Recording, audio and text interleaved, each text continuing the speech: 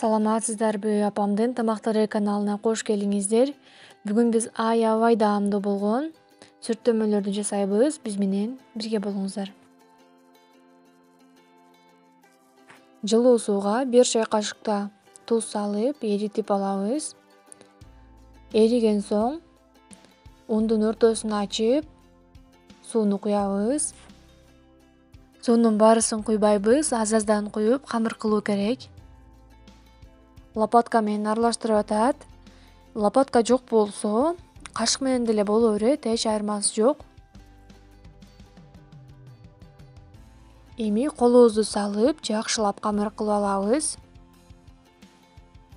Мына ушундай камыр болуусу керек, колго жабышпай турган. Эми үстүн жабып, начинкасын баштайбыз. Ал үчүн бизге сабиз жана пияз керек болот. Сабизди кыргычтан өткөрүп алдык, ал эми пиязды болсо бычак менен эле туурап алдык. Кызыган сковородкага сливочный майдан салып, өсүмдүк майынан куйдук. Май кызыганда үстүнө пиязды салдык. Айта кетчү нерсе, орто температурада бышырасыздар. Пияз бышкан соң үстүнөн сабизди салып, аны да бышырабыз. 1 чай кашыкта туз, кара мурч жана ачуу калемпир коштук.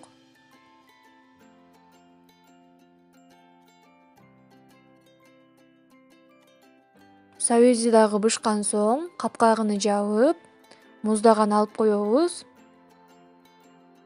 Эми камырдын жаюуну баштадык. Камырды жакшылап зоола кылып, бөлүкчөлөргө бөлүп алабыз.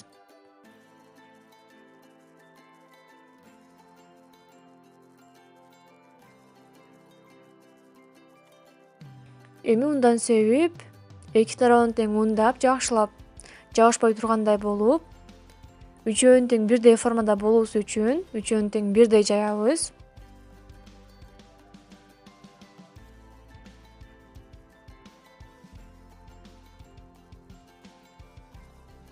Ушул жерде ундан себеп туруңуздар, камырлары бири-бирине жабышып калышы мүмкүн.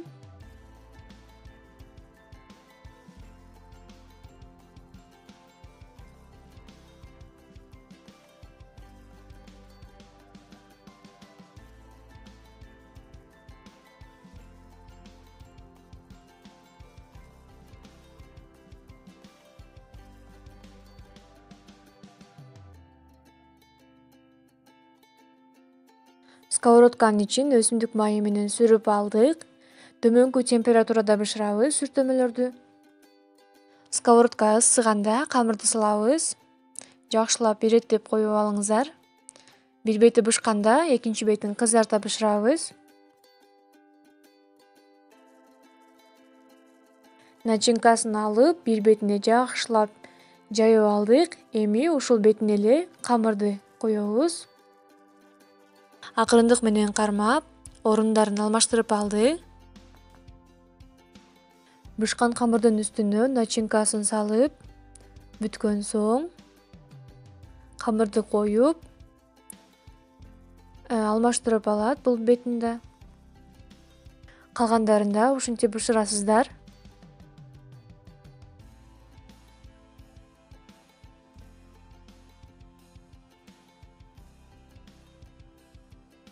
Мынакей биздин сүртөмөлөр даяр болду. Аябай даамдуу жана тоюмдуу болду. Эч ойлонбой жасап көрүңүздөр. Жасап көргөн соң ой пикириңиздерди калтырыңыздар. Саламатта калыңыздар.